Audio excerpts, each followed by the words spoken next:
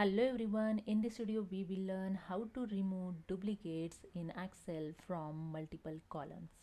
So let's start this in my Excel, and here you can see I have a data with the duplicate entries. You can see in this data there are so many duplicates entry here showing.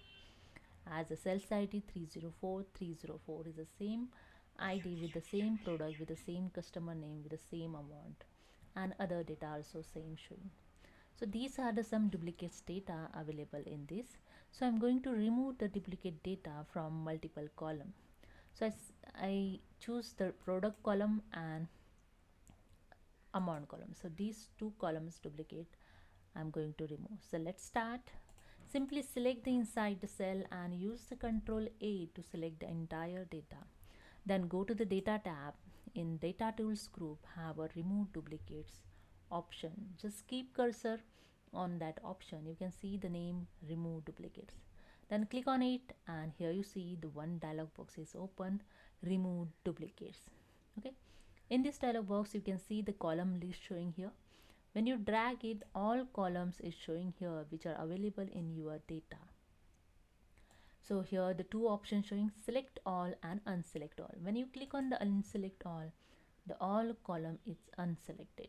Okay, now you can select the column those you want. So I select the product and amount. So in these two column I'm going to remove the duplicate data. Okay, if you want to select all, you can select, click on this option, select all. It all column list will select it. Now I'm going to select only two columns. Okay, and after that just click on OK, and that's it. Here you see the 25 duplicates values found and remove. 25 unique values remain. Note that counts may include empty cell space, etc. Click on OK, and that's it. Your duplicates data is removed. So hope you understood. If you like this video, please subscribe my channel. Thank you so much.